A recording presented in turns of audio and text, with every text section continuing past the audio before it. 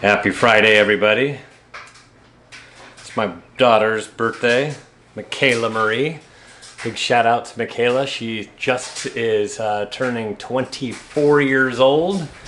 Gotta love that. Oh, let's see.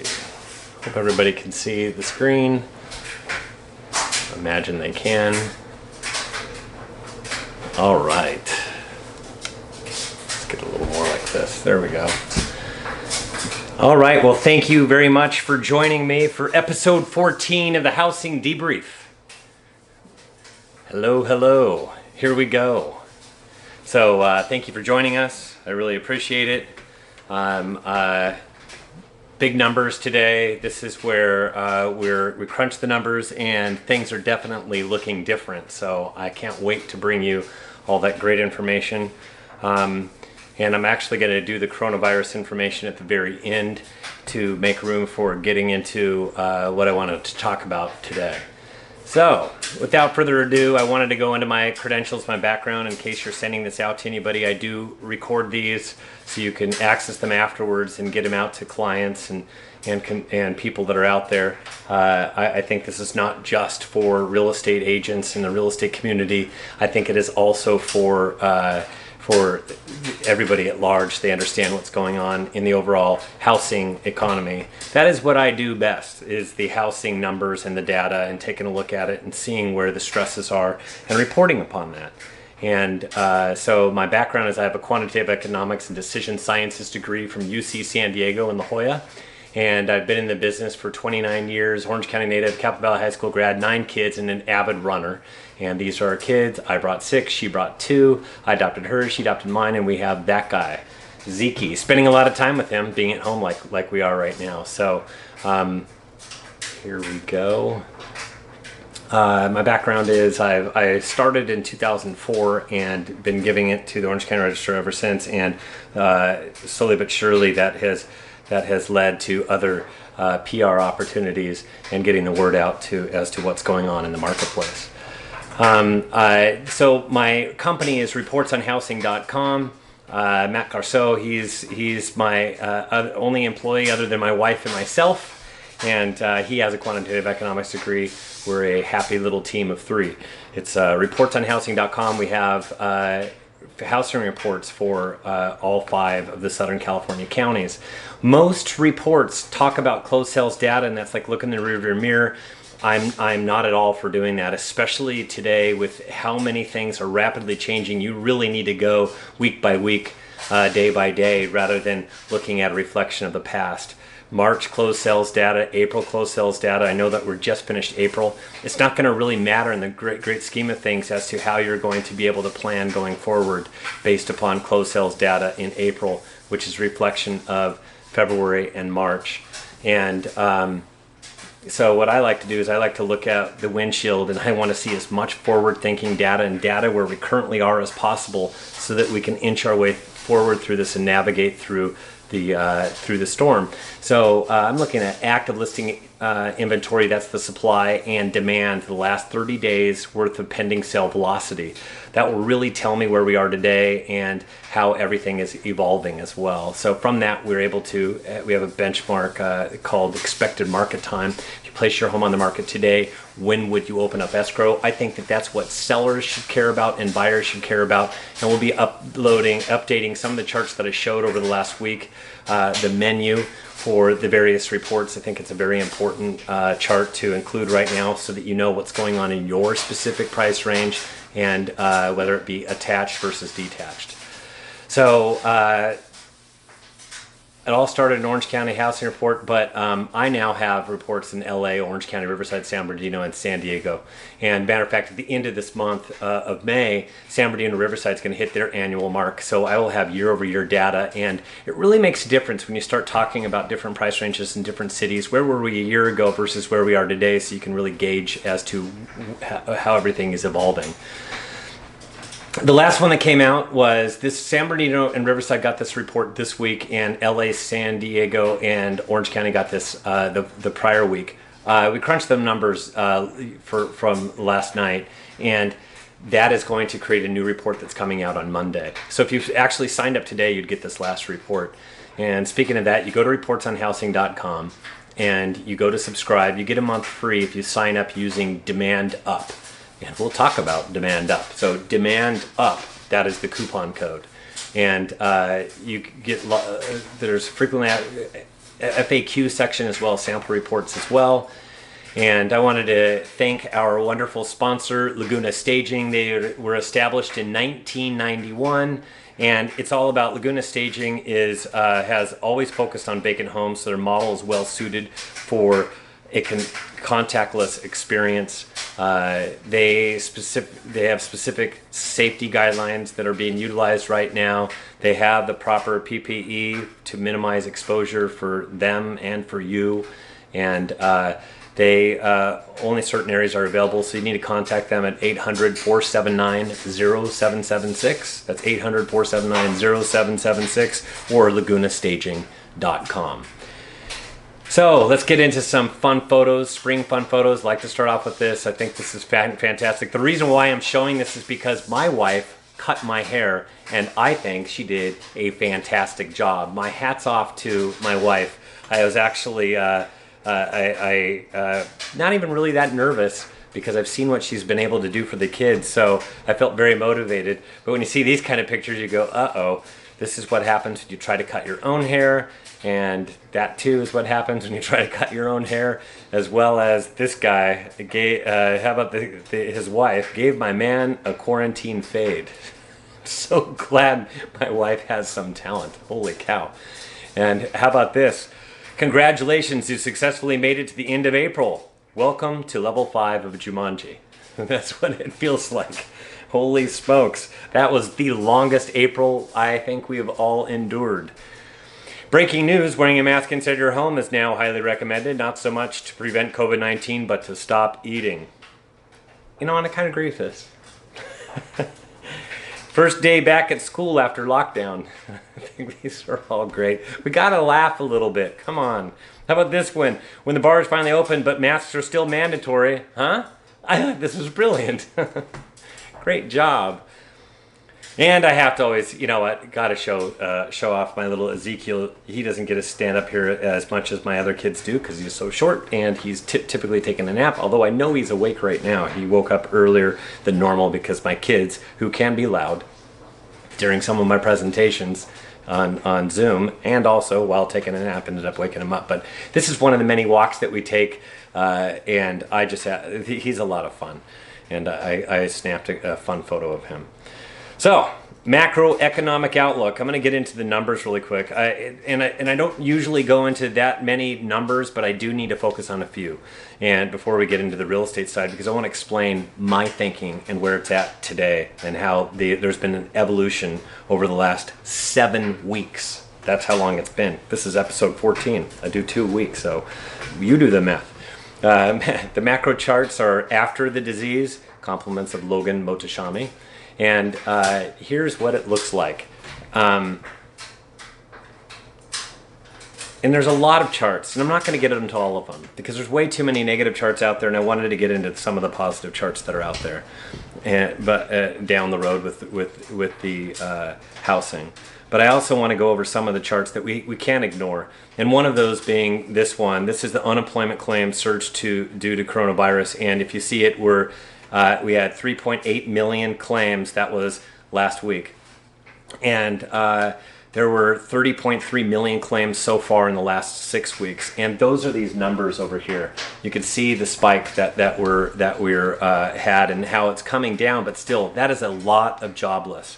And when you go back in time, which this is what this goes in, we've never seen anything quite like this where we get this sudden spike. And that's because we've never been here before. We've never had a forced stoppage of the economy, and everybody has to stay home. So this is what it looks like when it's a pretty chart, but still, if you go backwards in time, you could see where we were before with the GDP. And this is the GDP down 4.8%. That was for the first quarter. I didn't expect us to be down as much as we were during the first quarter of 2020. So this is one of those that caught me a little bit off guard compared to, I know that Q2 is going to be extremely negative. I didn't think Q1 was going to be this negative. So this is where, when you go backwards as an economist, you take a look at, okay, what happened? Where was our thinking, and where were we off? And here's what is going on. I think that things are a little bit more severe than with this forced stoppage. There's some other things that are coming into play, and some of those are retail spending and things like that we can be concerned about going forward. And this is not as pretty of a chart, but it shows you the GDP of negative 4.8, and this is where the Bureau of Economic Analysis is thinking that the second quarter is going to be down 27.7%. That's GDP. So it's going to be down that far, and this is significantly in the red, something that we haven't seen before. And people are saying not since the Great Recession, not since the Great Depression. But you have to understand, the Great Depression, the fundamentals that were behind it are way different than the fundamentals where we're at today. This is a different kind of breed of a forced stoppage, what I've referred to as a pandestion, not a recession. We've never had anything like this where we stopped things because of a pandemic when everything on the other side prior to the coronavirus looked so good.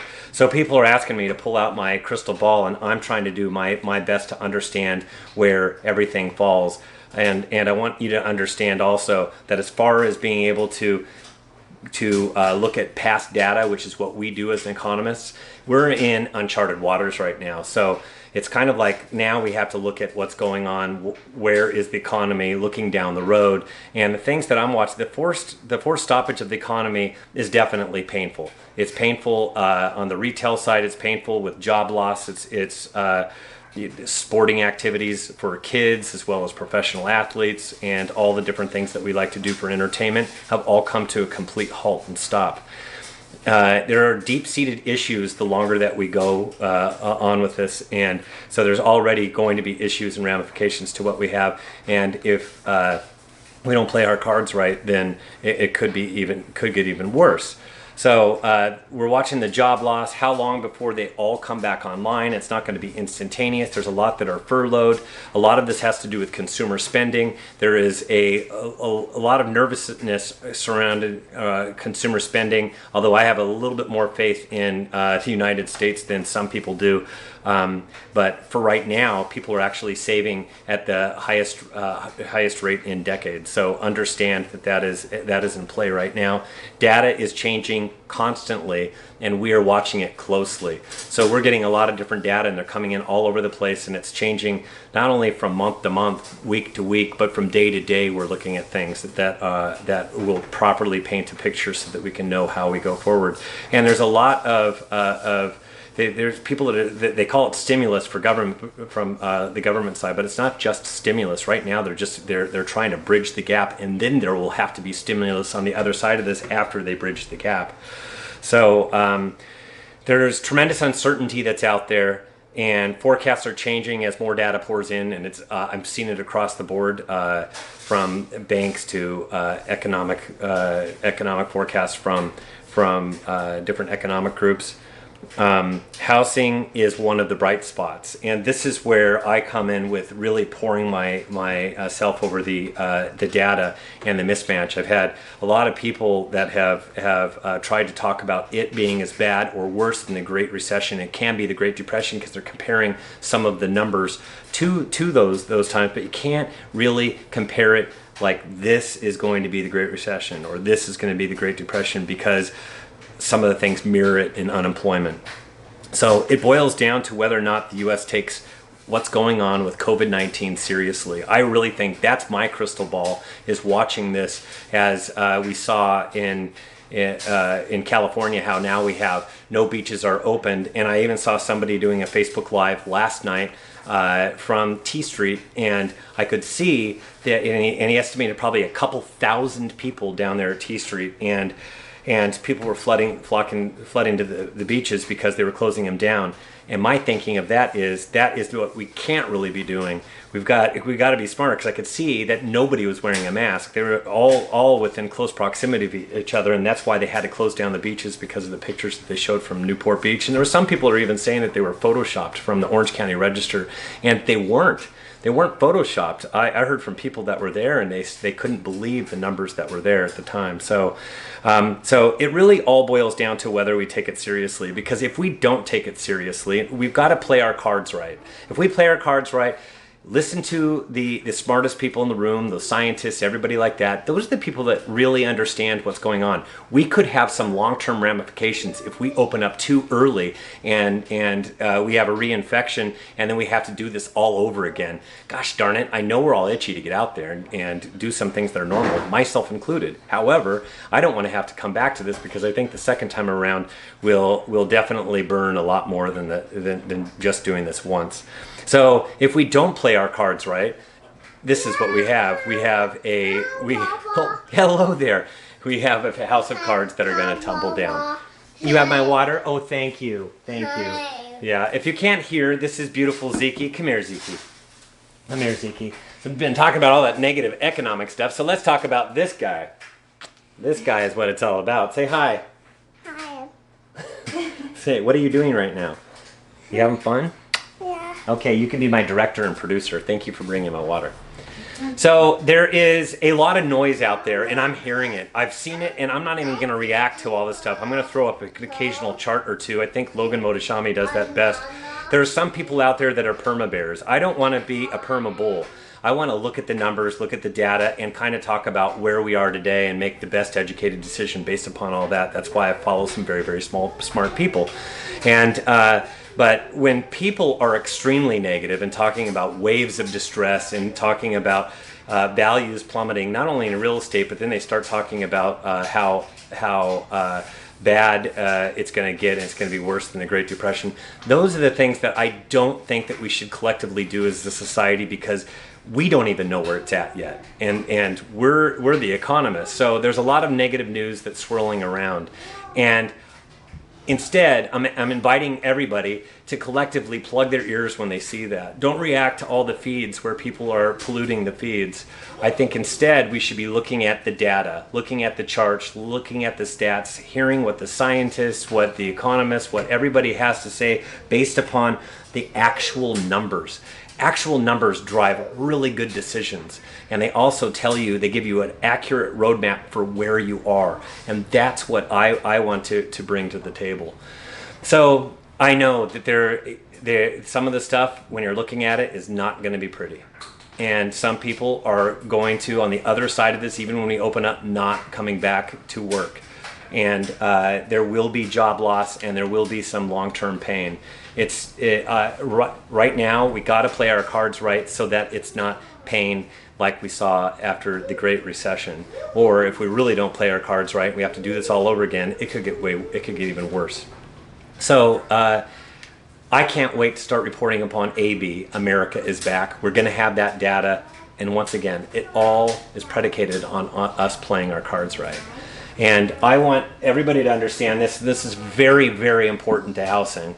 This is the 10-year Treasury, and where it's bouncing around right now is 0.618%. This is Logan Motoshami, hilarious. This guy is like right on the money all the time, and he talks about where the bounds would be once we got into recession, which we are right now, or pandestion.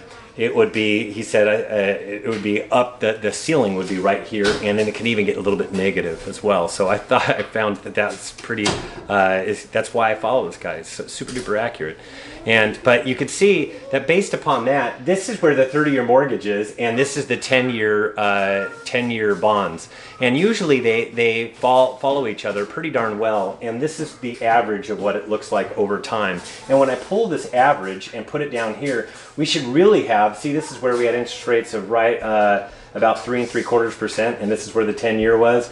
This is where we have the 10-year Treasury, and this is where interest rates should be, right around 2.5%. We have them around 3.25% right now. So you can see there's a bit of a gap. And that gap has to do with partly because the engine of lending isn't working properly, but that it's gravitating slowly but surely towards that. But it will be extremely slow. It will be a slow move. And here's the Freddie Mac numbers. It hit a historical low. And that is right now at 3.23%. That is a historical low for an interest rate. So, and understand this, I have people that are thinking about refinancing. Refinancing and purchase money are two totally different instruments. They refinancing interest rates are a little bit higher, and there's going to be more points involved. So understand that. Don't be hating on your lender because you can't get interest rates similar to this. And also, the more you don't fit inside the box of conventional, as well as 20% down, as well as good ratios, you're not going to get as high of an interest rate. Just understand that, and give a lot of love out to those people. So let's talk about the Southern California housing market. And here it is. It's this issue of supply versus demand. And I'm telling you, there's been a very, very low supply and a very, very low demand. And they've been duking it out this whole entire time behind the scenes. And we can really see how it's coming to play in the expected market time right now. COVID-19 is suppressing demand, is suppressing supply. And this is where we are as of actually last night. So we crunched the numbers, and yesterday we were at 30,029. That was up 3% in a 2-week period, and that's 794 homes. And understand that the average going back for the last 5 years is up 2%. So that's beating. It's a little bit higher than the 5-year average. That's not that big of a deal, but that has a lot to do with how slow demand is right now. But we're actually not adding that many homes on the market. As a matter of fact, if you compare this year to last year, that's the difference between the orange and the blue line. And look, we were at 42,554 last year. So that is 42% more homes on the market last year compared to where we are today. And you look at this, 2007 numbers. I was going, why haven't I done this before? But this is where the inventory was at in 2007, 115,000. We were at 30,000, 115,000, way, way bigger than where we are today. So Southern California active listing inventory year over year, LA County is up 6%. And that's from 2 weeks ago. This is their increase in inventory. Orange County is up 6%. Riverside County is down 2%. San Bernardino is down 2%. And we have San Diego County, and it's up 3%. Look at Riverside and San Bernardino actually going down. And there's a reason that theirs is going down, and it has a lot to do with demand. But the active listing inventory year over year, this is the number of new for sale signs in the past 4 weeks. So I'm looking at all the homes that came on the market, regardless of status, how many actually came on the market compared to, that's the last 4-week period. So this last 4-week period, what's it look like over the last 5 years? Well, I can tell you this, LA County is down 50%. Orange County is down 54% of the number of homes coming on the market. So it really is, COVID-19 is suppressing the number of homes coming on the market, and this is the busiest time of the year for homes coming on the market, April, May, June, and it's cutting it in half. Riverside County is down 46%, San Bernardino County is down 50%, and San Diego County is down 42%. So as far as the inventory is concerned, this is not the Great Recession. The Great Recession for housing had way too many homes on the market compared to a very, very low demand. This time around, we have a very, very low inventory with very, very low demand. And speaking of that, so we have that supply problem, and it's versus that demand problem. And the demand problem is COVID-19 is suppressing demand. Absolutely. But there is a green shoot. And this is what I wanted to talk about today. Most importantly, I had my opportunity during one of my presentations to report this on yesterday, and I thought how fantastic that I was able to report on this. You see this? We came down. We're actually going up right now in terms of demand over the last 2 weeks. And I've talked to a number of agents who are telling me traffic has increased, and we're not talking like, whoa, like, holy cow, we're speeding along on the freeway, because there's certain price ranges that are still so slow that you got to understand your price range. They're so slow that it's equivalent. Do you want to come on the market? It's equivalent to wanting to get on the freeway right now, and it's pretty much stop and go traffic. It's almost stopped. Do you want to get on right now, or do you want to wait later on down the road when things clear up a bit?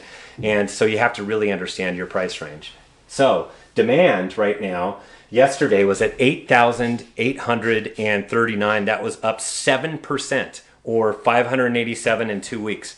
That was I knew we were going to be at least flat, but to come up as much as it did, it showed me that we actually have that buyers are starting to interact, and that agents are starting to understand how to behave and work in this marketplace right now that we have. There's different things we have to do. We have to wear gloves. We have to wear a mask. We have to get this form filled out for everything that we see that is occupied.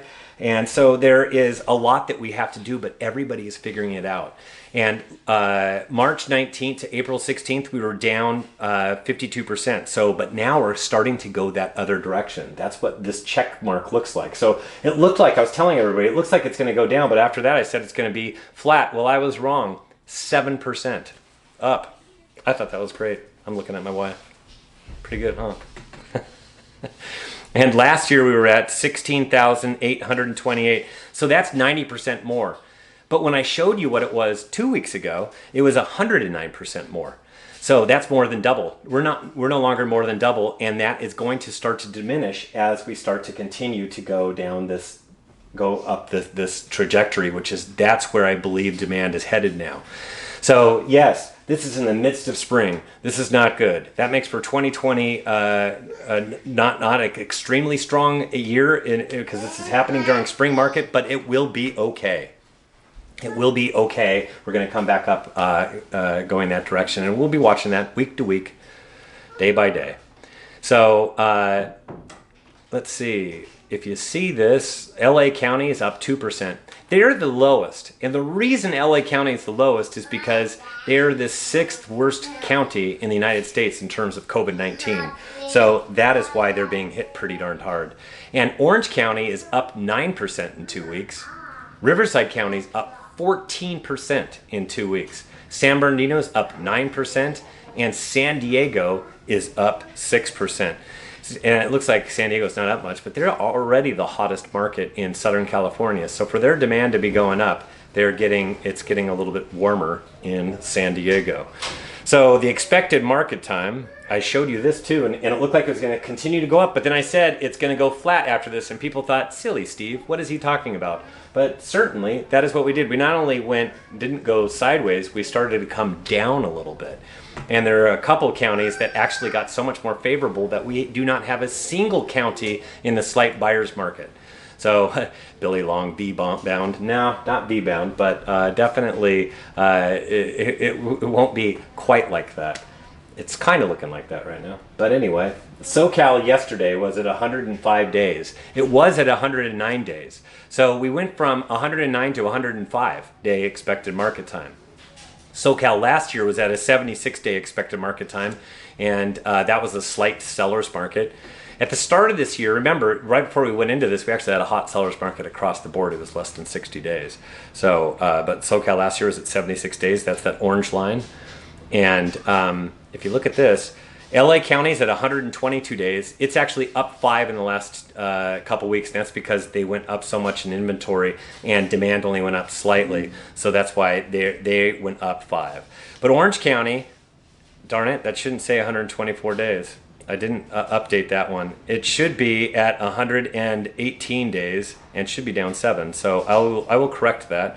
Riverside County is at 112 days. They're down 18. So you don't even see that. See that right there? It's down 3 days. It's at 118. You're just going to have to see it on the report. So I'm going to continue to cover it because I don't like those negative things. So if you see that, San Bernardino is at 92 days, which is down 11.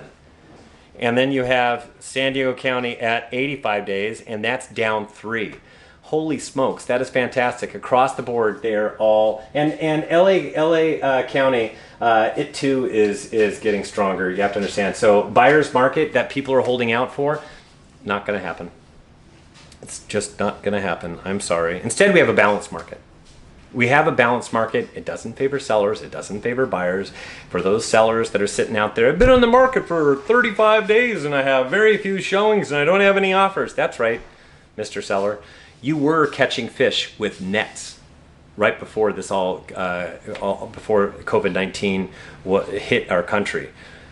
In February and the start of March, things were flying off the market. You got your net out, Mr. and Mrs. Seller, and scooped up a bunch of fish, and then they bid against each other, and the winning fish got the house. That's not how it works anymore. Now you got to put on the right bait, better price it right, cast that puppy out, and sit there with a bobber. Have you ever gone bobber fishing? I have. Have you ever gone fishing and it takes forever to catch? I have. I've even come up with nothing many times while my kids are reeling in things. So you're fishing and nothing's happening, and that's because the expected market time for the whole entire area is over 100 days. That's a long time. So understand that you have to be patient, and it's like fishing. That's the best analogy for this. So the expected market time, this is the seller's market range. This is where we were prior. I told you we were below 60 days. It was hot. And then up here, this is balanced. This is where we're playing right now. This is between 90 and 120 days. It's balanced. Understand that doesn't favor buyers or sellers, neither one. And my kid's sitting on a light. Can you move over, buddy? Those are expensive lights. And then this is slight buyer's market. This is between 120 and 150. And that's where it's at a slight buyer's market. That's where it slightly favors buyers. It's not really, they get to call more of the shots, but they don't win. And they don't win as far as prices coming down or falling. That's what everybody's hoping for, right? And then above here is a deep buyer's market. That is where it is above 150 days. And we're not even close to that. Matter of fact, we're going in the wrong direction right now. And I don't make up these slides. I've been following these slides for these numbers for a super duper long time. And I could see it coming in 2005, the fall of 2005, definitely 2006. And when it hit in 2007, I wasn't shocked. I'm not shocked right now that we've started to do an about face because I've been talking about it for a while. I said that we would zoom up and then we'd go flat, and I didn't think we'd come down as fast as we're already starting to come down. This is not V-shaped. I think I'm going to say it's like this until we open up everything, and this is someplace in May or June 1st, and then it could cross this slight seller's market or be right in this balanced market right here until then. So this is where I think that we're going to go. And for comparing today to the Great Recession, I did this I had to put my thoughts together. I put it onto Facebook, my personal page and my business page, and I had some people that were some perma bears out there that are definitely talking about what can happen. And they're right in some cases, but part of it, you have to rely on charts and data and not just summations and not just broad generalizations based upon what you're seeing out in the marketplace, because what you're seeing out in the marketplace might not be what's going collectively across the macroeconomic landscape. But today's housing market, low inventory, low supply of homes versus Great Recession, nearly 4 times 2020 supply. Low demand in today's housing, low demand, Great Recession. This is the only common denominator. And then we have showdown between low supply and low demand. So it's been a showdown in today's market between low supply, low demand versus way too much supply versus very low demand. That favors buyers. That's what we had. Then large down payments versus low to no down payments prior to the Great Recession. Tight qualifications for loans versus anybody could get a loan. 2 dogs got a loan back prior to the Great Recession, as well as many, many dead people. And then plenty of nested equity in the system right now, lots and lots of equity. So those people that might not get their jobs back will be able to work out something where they'll be able to sell and probably walk away from their home, unless they were low down between 2018, 19, and 2020. Low down meaning like FHA, 5% or less down. Those are the people that would be most vulnerable if we were to go down a little bit. And if they had to sell right now, because they have to pay closing costs. And that's the rub if you just put 5% down, and it was most recent, we did not do a lot of appreciation. So Great Recession housing, very limited equity. And then today's housing, very few cash out refinances. Great Recession housing, flood of cash out refinances. As a matter of fact, I even plastered a chart within the comments so you could see what the difference in cash out refinances were now compared to then. And then large percentage who own free and clear versus subprime and pick a payment payment loans. And then there's a lot of fraudulent lending that was going on as well. Anybody could basically get a loan. So home affordability, I wanted to get into that really quick. Low mortgage rate environment. You could see this. This is what I wanted to bring up as far as charts that you could utilize to get in front of buyers so they understand why is it busier right now and why isn't this the Great Recession. And a lot of this has to do with this low mortgage rate environment as well, still stirring up some demand right now. And it's starting to stir it up a little bit earlier than I thought prior to us really opening things up. And if you look at like a mortgage amount of $700,000, in November 15th, we had 5% interest rates versus our current rates of 3.25%. The difference is $712 every single month. That's $8,500 per year. This is significant, and this is why people are knocking on the doors of sellers and saying, hey, I'd like to buy your home. And this shows you the interest rates impact on affordability. This pretend $3,000 per month, and you put 20% down. At 5%, you're looking at a little bit of about a $700,000 loan versus where we are today, $861,000, not house, $700,000 house versus $861,000 house. You could see what happens is higher interest rates, you can't afford as much house, but the lower the rate goes, the more home you can purchase. And then the last slide, I wanted to show you where Great Recession levels were, 6.35% versus where we are today. Let's take that example of 875 at $700,000 loan, and you have a $3,046 a month payment versus $4,356 per month payment. The difference here is $1,310 per every single month, forever. That's $15,000 per year. I mean, per year. That's a lot of money that you're saving on an annual basis. This is why you have a hard time comparing even the mortgage rate environment prior, and this has a lot to do with affordability. So really quick, I'm going to go into the coronavirus numbers, and you can see 3.3 million in the world. And this is what it looks like, still kind of plateaued, haven't really started to come down. And then the United States, we're at 1.1 million, just shy of that. We're right about there. And then LA County is still that 6th largest county, and they're growing as far as the number of COVID-19 cases. And this is the United States chart. We have had some numbers that look good, but still we've hit some numbers where it hit 30,000 for the day recently. So just understand that we need to start to see this come down to be collectively more like Greece. And I'm hoping that's what the next week starts to show so that we can start to plan more for unlocking. So the facts are 1.1 million US cases, 164,000 recovered, 65,000 deaths, 50,800 cases in California. This is what we care about most here locally as to if and when, when we can unlock. And this will happen in California. It affects everybody. We as a family have been praying hard, and yes, we want to open up. And what we have to watch is what's happening in California. And in Southern California cases, you have 23,275 in LA, number one. Number two is OC. Number three is San Diego. Number four is LA, then Riverside County, then San Diego, then Orange County. I'm the wrong numbers. Can't even see because of the glare. And then number 6 is San Bernardino, although they're knocking on the door of the Bay Area. And if that happens, we could have the top 5 counties all in Southern California. So unlocking isn't going to look like, yeah, we're going to do it now that we're into May. We're going to have to see what happens over the course of the next couple of weeks. And I'm hoping for good numbers from here on out so it can start coming down so we can start talking about what our next steps are. I mean, they're already starting to plan on it, but to know that it's actually going to happen, but we got to base upon the numbers. And understand, if you're going to Costco, wear a mask. Starting Monday, you cannot enter Costco without a mask. So you go to reportsonhousing.com, you hit subscribe, and you get a month free if you sign up using the coupon code DEMANDUP.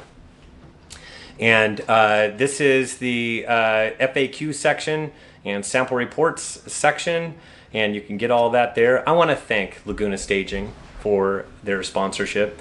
They've done vacant homes for a very, very long time, and they've made those houses look really great. They've even done other projects as well. So contact them. They've got different safety protocols that they're taking into consideration. They have only certain areas that they do things for. So call them at 800-479-0776 at lagunastaging.com. And I appreciate everybody for hanging around. I can check really quick to see. I saw a couple of recent ones. I can see the numbers well. Can you take a picture and make it bigger? Hope this helps. Yeah, Steve, do you have a feel for how long it will take for buyers to reconcile their expectations?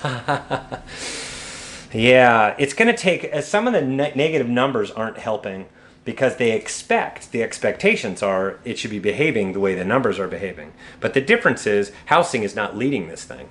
So that's why we have to watch day to day, week to week, and then look at all those numbers and see what's going on, reflect upon them, see how there's changes. When they start to hear that there's been a change in demand, that there's going to be, that's where we're going to see a little bit of people like looking over their shoulders going, huh? And then there will be more stories surrounding that. But I think we have to get to that other side of opening things up to watch demand really start to fire up and for it to start to increase off of its bottom, because it's really hit a bottom. Now we're coming up slightly, but I'm pretty sure that that velocity would increase as soon as we get onto the other side of this thing. So I appreciate everybody for staying, tuning in, and really appreciate it. Everybody go enjoy your weekend. I'm not going to do that big of a Q&A. I'll save it for next week because I want to enjoy this beautiful weather, my beautiful family. It's my daughter's birthday. Happy birthday, Michaela Marie, 24 years old. Woohoo! So you want to come up here? Let's see. Is this Sunny? Yes. Hi, this is Sunny. Is it Mason Thomas? You want to come up here? Say hello. Mason Thomas, he's over there. He's just chilling. I wish I could show you, but he's going to jump if I do. So anyways, thank you. I really appreciate it. So thank you for tuning in, and just enjoy the beautiful weekend. Enjoy your families. Have a beautiful dinner. What do you have anything to say? Anything to add? Thank you for watching my dad. We appreciate it. Enjoy your families, and just keep praying and hope for the best, and pray that these doctors and scientists figure something out so that we can open things up even sooner. Thanks much.